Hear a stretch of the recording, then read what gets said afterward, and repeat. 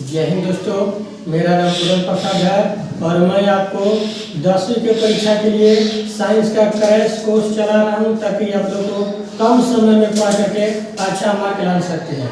इसलिए आज आप लोग का पहला चैप्टर चलेगा प्रकाश का परावर्तन तथा अपवर्तन, जो फिजिक्स में पढ़ना है। तो चलिए शुरू करते हैं प्रकाश का परावर्तन तथा अपवर्तन।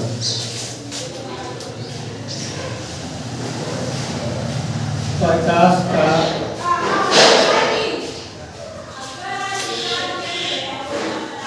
परावर्तन तथा अपवर्तन। दोस्तों, आपका फिजिक्स का पहला चैप्टर है प्रकाश का परावर्तन तथा अपवर्तन। इससे हमेशा क्वेश्चन पूछे जाते हैं, तो आपको इस चैप्टर से वही क्वेश्चन बताया जाएगा जो परीक्षा में पूछता है। शुरू करते हैं प्रकाश से। प्रकाश क्या है? प्रकाश ऊर्जा का एक रूप है जो हमें देखने की अनुभूति प्रदान करता है, अर्थात प्रकाश के माध्यम से ही हम किसी वस्तुओं को देख सकते हैं।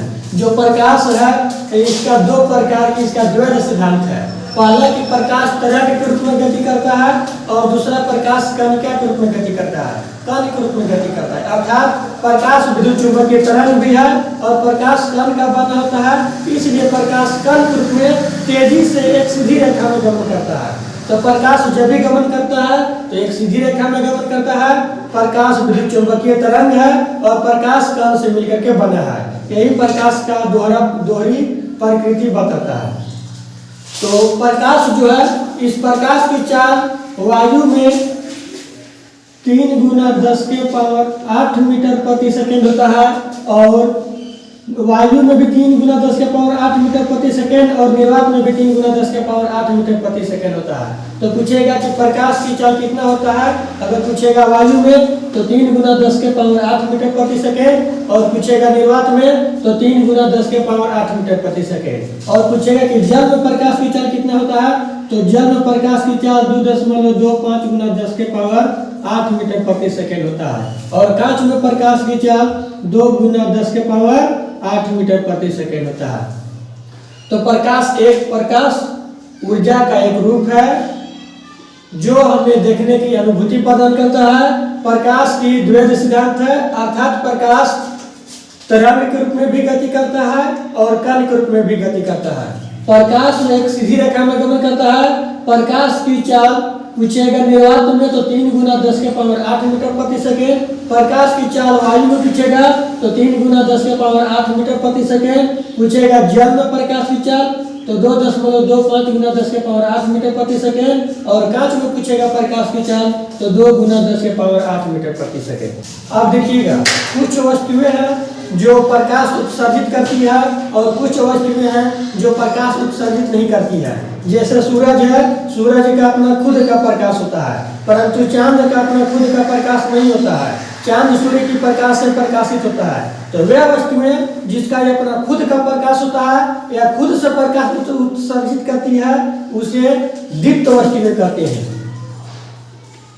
उसे दीप्त वस्तुएं कहते हैं।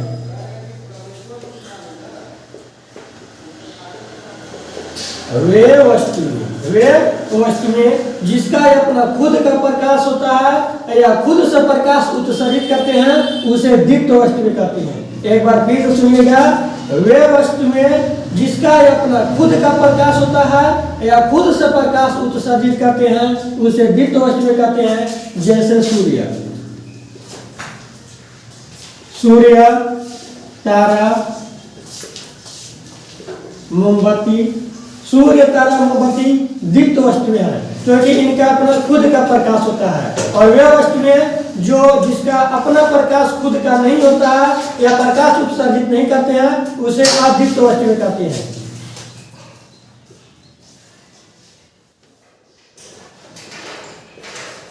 वे वस्तुएं जिसका अपना खुद का प्रकाश नहीं होता है उसे अदीप्त वस्तुएं कहते हैं। जैसे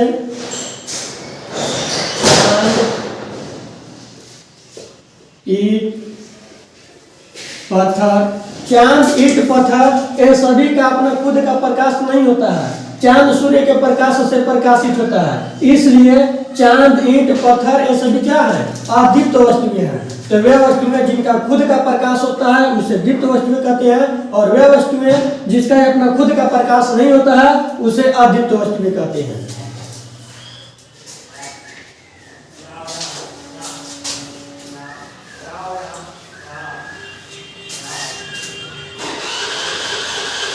अब देखिएगा प्रकाश का परावर्तन। प्रकाश का परावर्तन देखिएगा, जब प्रकाश एक सीधी रेखा में गमन करता है तो किसी चिकनी या चमकीली सतह पर पड़ती है और पड़ने के बाद वापस लौट जाती है। इस घटना को प्रकाश का परावर्तन कहते हैं। फिर से सुनिएगा, जब प्रकाश किसी वस्तु पर पड़ती है, जब प्रकाश किसी वस्तु पर पड़ती है और पड़ने के बाद वापस लौट जाती है, इस घटना को प्रकाश का परावर्तन कहते हैं। देखिएगा, प्रकाश की किरण आया और चिकनी चमकीली सतह से पड़ा और पड़ करके वापस लौट गया, तो इस घटना को प्रकाश का परावर्तन कहते हैं। और जो किरण किसी वस्तु पर पड़ती है उसे आपतित किरण कहते हैं। आपतित किरण। तो देखिएगा, आपतित किरण क्या है?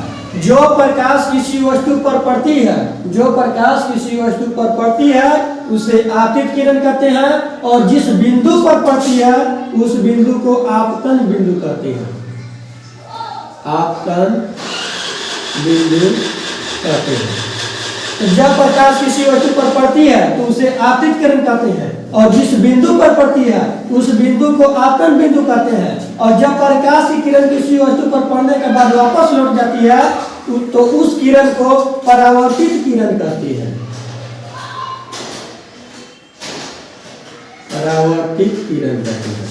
तो आने वाले किरण को आपतित किरण, जिस बिंदु पर पड़ेगा उसे आपतन बिंदु, और टकराने के बाद जब लौट जाएगा तो उसे परावर्तित किरण कहते हैं। अब देखिएगा, जो आपतित किरण हो गया, परावर्तित किरण हो गया और आपतन बिंदु हो गया, इस पर एक लंब डाल देते हैं। तो आपतन बिंदु पर डाले गए लंब को अभिलंब कहते हैं। तो अभिलंब क्या है? आपतित किरण परावर्तित किरण के बीच, आपतित किरण परावर्तित किरण के बीच आपतन बिंदु पर डाले गए लंब को अभिलंब कहते हैं। अर्थात जो अभिलंब है या दर्पण के, जो अभिलंब होता है वह दर्पण के आपतन बिंदु पर समलंब होता है, अर्थात 90 डिग्री का कोण बनाता है।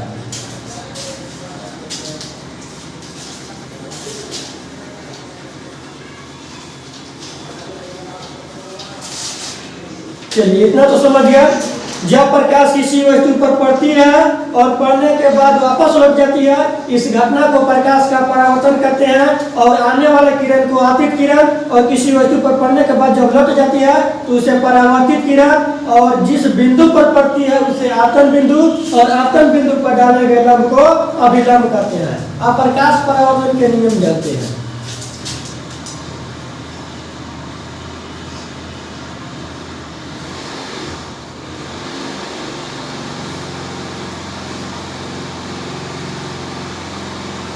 देखिएगा दोस्तों, हमेशा क्वेश्चन पूछता है कि प्रकाश के परावर्तन क्या है। तो प्रकाश परावर्तन के दो नियम है। प्रकाश परावर्तन के पहला नियम कहता है कि आपतित किरण, परावर्तित किरण और अभिलंब तीनों एक ही तल पर होते हैं। आपतित किरण, परावर्तित किरण और अभिलंब तीनों एक ही तल पर स्थित होते हैं। देखिएगा, प्रकाश परावर्तन का पहला नियम कहता है कि आपतित किरण, परावर्तित किरण और अभिलंब तीनों एक ही तल पर स्थित होते हैं। अभी देखे थे कि ये था दर्पण,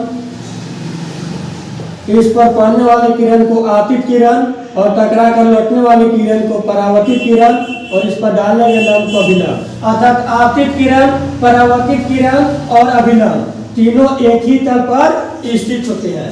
तो पहला नियम याद हो गया प्रकाश परावर्तन का। प्रकाश परावर्तन का पहला नियम कहता है कि आपतित किरण, परावर्तित किरण और अभिलंब तीनों एक ही तल पर स्थित होते हैं। और तो दूसरा नियम कहता है कि परावर्तन कोण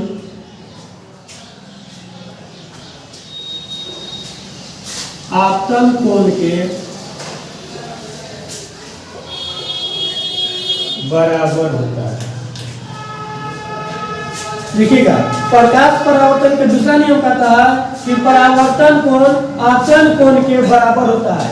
अर्थात देखिएगा, ये जो परावर्तित किरण है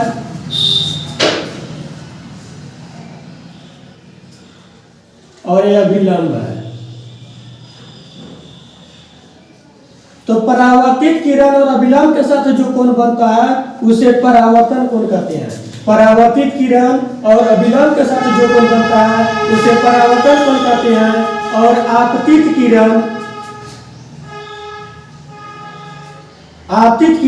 और अभिलंब के साथ जो कोण बनता है उसे आपतन कोण कहते हैं। तो देखिएगा, आपतित किरण और अभिलंब के साथ बना कोण आपतन कोण, परावर्तित किरण और अभिलंब के साथ बना कोण परावर्तन कोण। तो प्रकाश परावर्तन के दूसरा नियम कहता है कि परावर्तन कोण आपतन कोण के बराबर होता है। अर्थात कोण आई बराबर कोण आर होता है। अर्थात कोण आई हो गया आपतन कोण और कोण आर हो गया परावर्तन कोण। तो आपतन कोण और परावर्तन कोण बराबर होते हैं।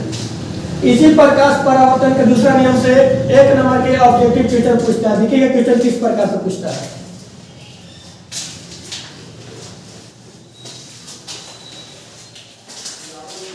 देखिए, प्रकाश परावर्तन के दूसरा नियम कहता है कि आपतन कोण परावर्तन कोण के बराबर होता है। इसी से न्यूमेरिकल पूछ जाता है एक नंबर का कि किसी यदि आपतन कोण का मान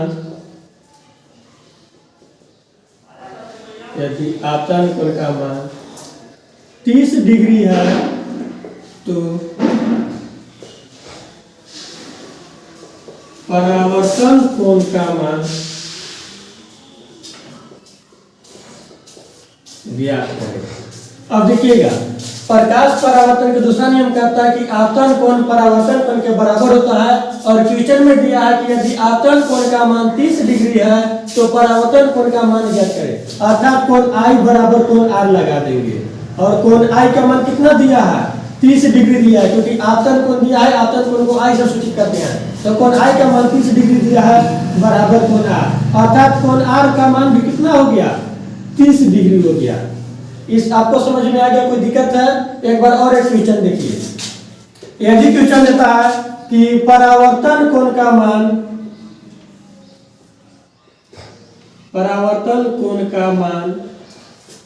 45 डिग्री है तो आपतन कोण का मान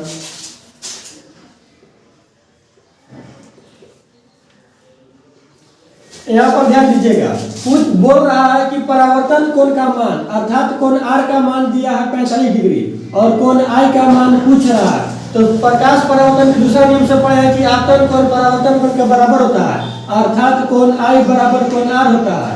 कोण आई का मान पूछ रहा है और कोण आर का मान कितना दिया है? 45 डिग्री दिया है। इसलिए आपतन कोण का भी मान कितना हो जाएगा? परावर्तन कोण का मान दिया है 45 डिग्री, इसलिए आपतन कोण का भी मान कितना हो जाएगा? 45 डिग्री। तो आपको अगर क्वेश्चन पूछेगा कि आपतन कोण का मान 60 डिग्री है तो परावर्तन कोण का मान कितना होगा? तो परावर्तन कोण का भी मान 60 डिग्री होगा। जितना आपतन कोण होगा उतना ही परावर्तन कोण होगा।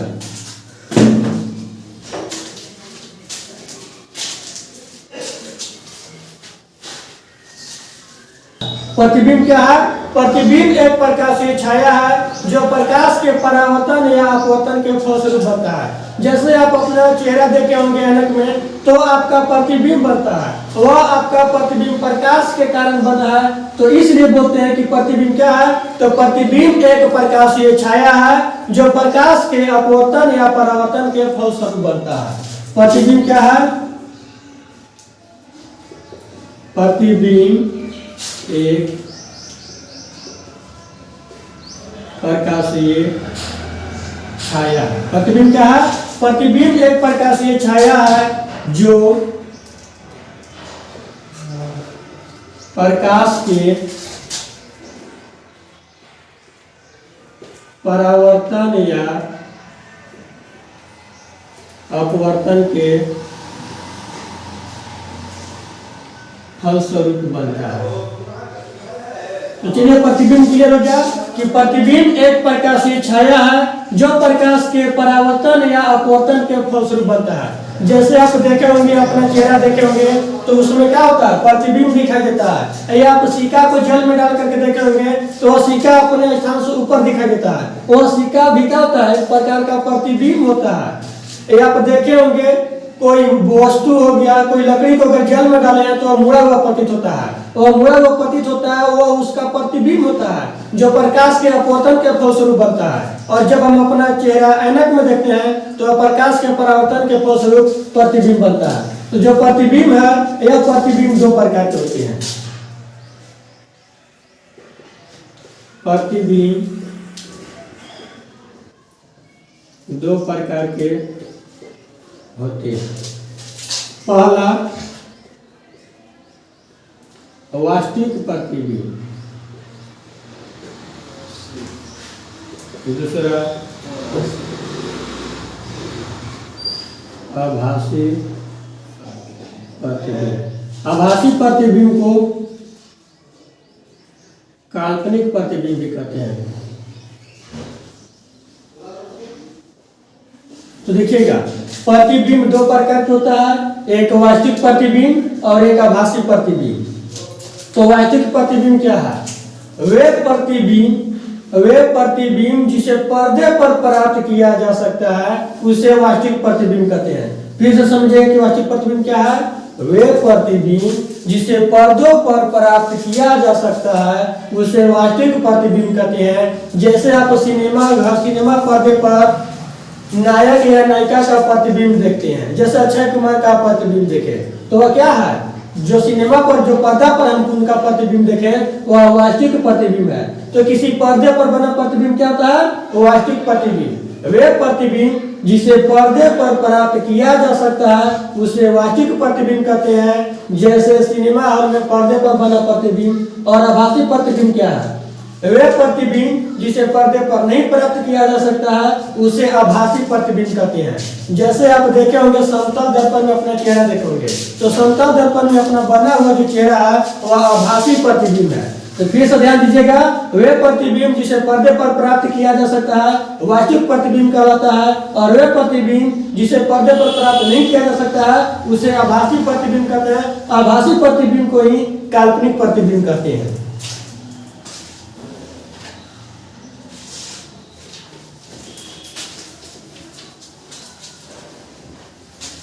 चलिए अब समझते हैं समतल दर्पण।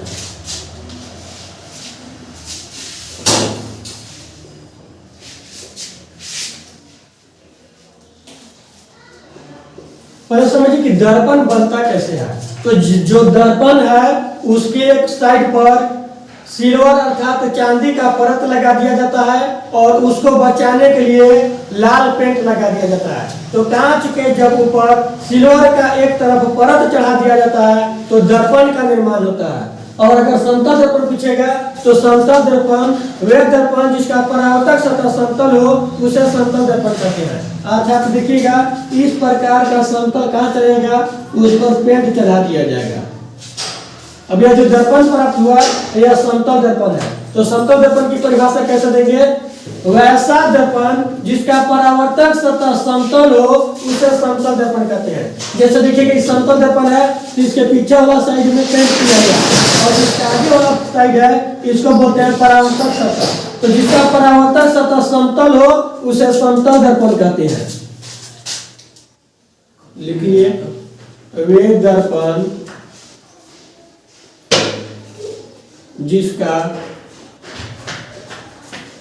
परावर्तक सतह समतल हो उसे समतल दर्पण कहते हैं।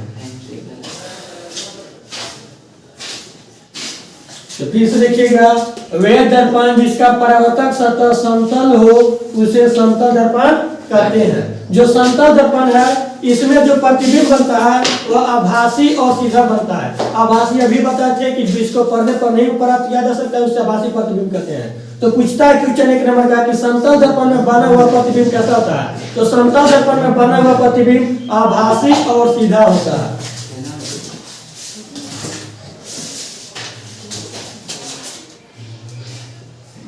समतल दर्पण में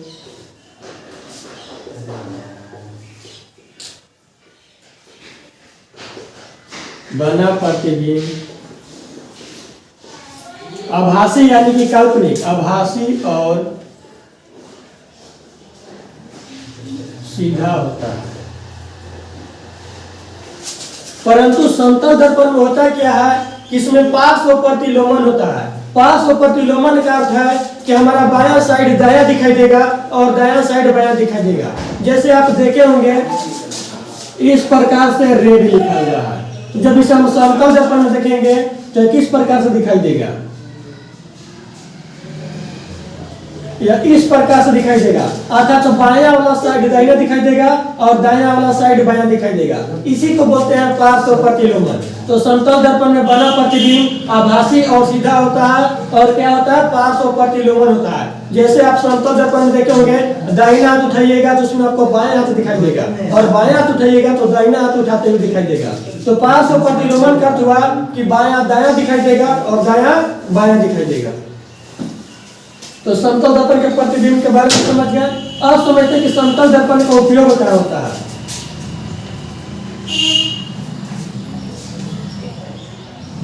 समतल दर्पण का उपयोग, तो समतल दर्पण के पहला उपयोग में बताइएगा कि हम अपने चेहरा देखने के लिए प्रयोग करते हैं। तो समतल दर्पण का पहला उपयोग हो गया चेहरा देखने में।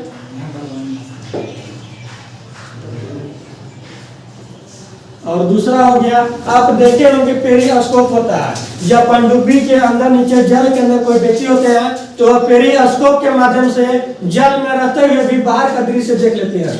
तो दूसरा हो गया पेरिस्कोप में।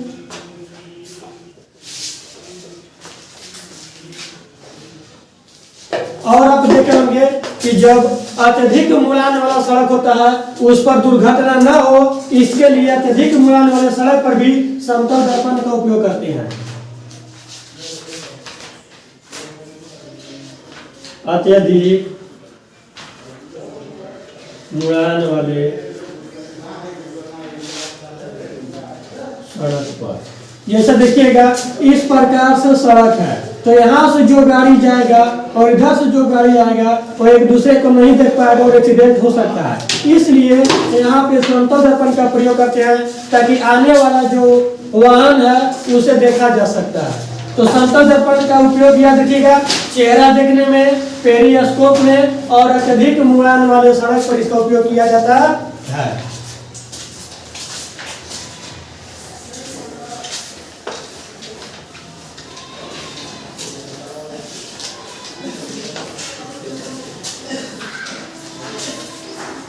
अब देखिएगा गोलीय दर्पण।